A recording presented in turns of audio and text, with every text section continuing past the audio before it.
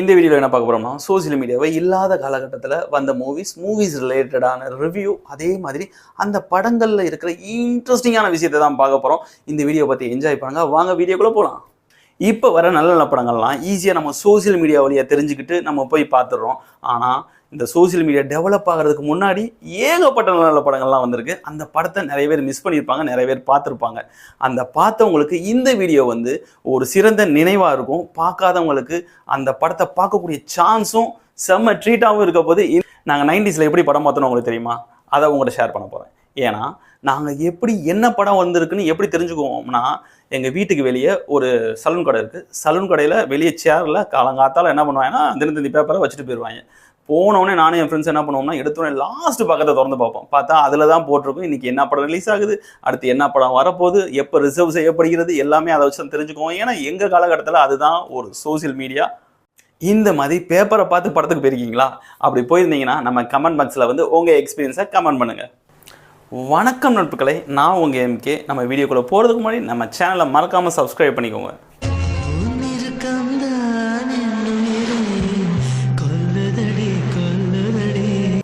இந்த படத்தோட கரு நம்ம டைரக்டருக்கு எப்படி கிடச்சிருக்குன்னா, அவர் ஃப்ரெண்டோட மாமா ஒரு கப்பலில் வேலை பார்த்துட்டு இருந்தவர் வந்து ஒரு கப்பல் விபத்தில் வந்து இறந்துடுறாங்க. ஆனால் அவங்க ஒய்ஃப் வந்து தன்னோட கணவர் வந்து இறந்ததை நம்பாமல் அவருக்காண்டி வெயிட் பண்ணிகிட்டு இருக்காங்க அவங்க ஒய்ஃப். இந்த மாதிரிக்கு ஒரு சூழ்நிலையை நம்ம டைரக்டர் கையில் எடுத்து அழகான ஒரு ஸ்க்ரீன் பிளேல கொடுத்த படம் தான் இந்த படம்.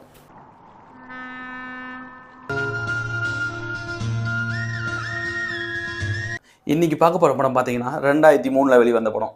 இந்த படத்தோட கிளைமேக்ஸு அவ்வளோ அழகாக இருக்கும். இந்த படத்தை யாராச்சும் பார்த்தாங்கன்னா அந்த கிளைமேக்ஸை பற்றி பேசாத ஆளே இருக்க மாட்டாங்க. ஏன்னா அப்படி அமைஞ்சிருக்கும் இந்த படத்தோட கிளைமேக்ஸ். இந்த படம் பார்த்தீங்கன்னா ஒரு முக்கோண காதல் கதை.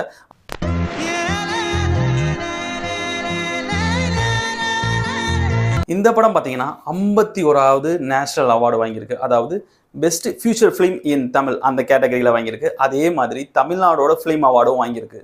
காதலுக்கு காரணம் இருக்க முடியாது, காரணம் இருந்தால் அது காதலாக இருக்க முடியாது. இதை நான் சொல்ல, ஷேக்ஸ்பியர் சொல்லியிருக்கார். ஒரு சூப்பரான ஒரு அழகான காதல் கதை பார்க்கணுமா, இந்த படத்தை சொல்லலாம். அதே மாதிரி இந்த படத்தோட கதை களமும் சரி, ஸ்க்ரீன் பிளேயும் ரொம்ப டிஃப்ரெண்ட்டாக கொடுத்துருப்பாரு டைரக்டர்.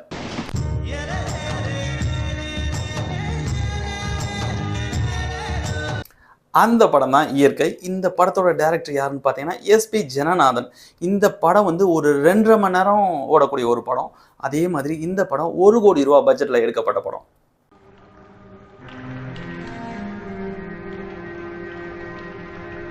இந்த படத்தோட கதையை பார்த்தீங்கன்னா, ராமேஸ்வரம் துறைமுகத்தில் இருக்கிற ஒரு பெண்ணோட கதை. அதாவது ஹீரோயின் நான்சி. அந்த நான்சி பார்த்தீங்கன்னா அவங்க அண்ணியோட ஹோட்டலில் வேலை பார்த்துட்டு இருக்காங்க. அந்த ஹீரோயினை சுற்றி நடக்கக்கூடிய கதை தான் இந்த கதை. நான்சி அவங்க அண்ணி ஹோட்டலில் வேலை பார்த்த மற்ற நேரத்தில் என்ன பண்ணுவான்னா, அந்த துறைமுகத்துக்கு வர கப்பல்லாம் புதுசாக கப்பல் வரும்ல, அந்த கப்பலில் போய் பழங்கள், அதாவது ஸ்நாக்ஸ், அங்கே கிடைக்கிற ஸ்நாக்ஸ்லாம் கொண்டு போய் சேல்ஸ் பண்ணுறது இவ ஒரு வேலையாகவே வச்சுருப்பா. நம்ம நான்சி இதே மாதிரி பழங்கள் விற்கிறதுக்காண்டி ஒரு கப்பலில் போய் சேல்ஸ் பண்ணுறதுக்காண்டி போகிறான். அங்கே அந்த கப்பலோட கேப்டன் பார்த்தீங்கன்னா முகுந்தன். அந்த முகுந்தனோட நம்ம நான்சிக்கு வந்து காதல் ஏற்படுது. ஒரு கட்டத்தில் முகுந்தன் வந்து கப்பல் எடுத்துகிட்டு வேறு கண்ட்ரிக்கு போகலான்னு சொல்லி அவருக்கு வேலை வந்தோடனே கிளம்ப போகிறாரு. உங்களை பிரிஞ்சு என்னால் இனிமே இருக்க முடியாது, நானும் உங்களோடவே வரேன். அப்போ நான்சி வந்து என்ன சொல்கிறான்னா, எனக்கு உங்களை பிடிச்சிருக்கு அப்படின்னு சொல்கிறா. ஆனால் அதுக்கு முகுந்தன் வந்து அவளை சமாதானப்படுத்தி கப்பல்லேருந்து இறக்கி விட்றா. நீ போமா அப்படின்னு சொல்லி.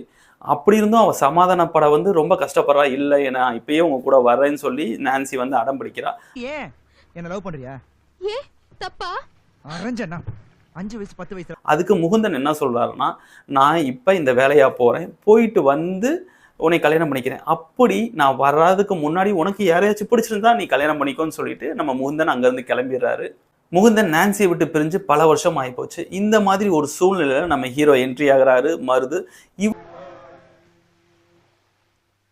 இவரை பற்றி சொல்லணும்னா, இவர் வந்து ஒரு கப்பலில் ஒரு மெக்கானிக்காக வேலை பார்க்குறாரு. பல நாடுகளில் சுற்றிட்டு ரொம்ப வருஷம் கழித்து தமிழ்நாட்டுக்கு வராரு.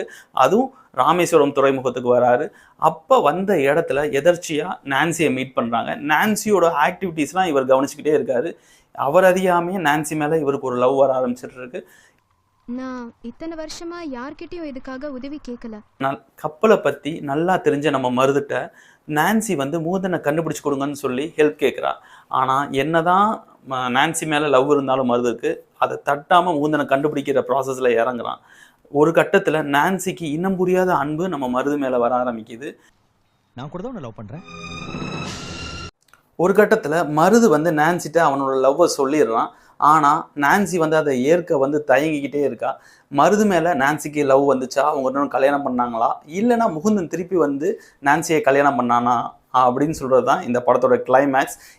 இந்த படத்தை ஆல்ரெடி பார்த்தவங்க உங்களோட எக்ஸ்பீரியன்ஸை நம்ம கமெண்ட் பாக்ஸில் வந்து கமெண்ட் பண்ணுங்கள். பார்க்காதவங்க மறக்காமல் இந்த படத்தை பார்த்துருங்க. ஏன்னா அவ்வளோ ஒரு சூப்பரான படம். அப்புறம் வருத்தப்படுவீங்க. பார்த்துட்டு திருப்பி நம்ம சேனலை தேடி வந்து கமெண்ட் பாக்ஸில் நீங்களும் கமெண்ட் பண்ணிடுங்க. பாய். அதுக்கு முன்னாடி நம்ம சேனலை மறக்காமல் சப்ஸ்கிரைப் பண்ணிக்கோங்க. பாய். வேறு ஒரு மூவியில் பார்க்கலாம்.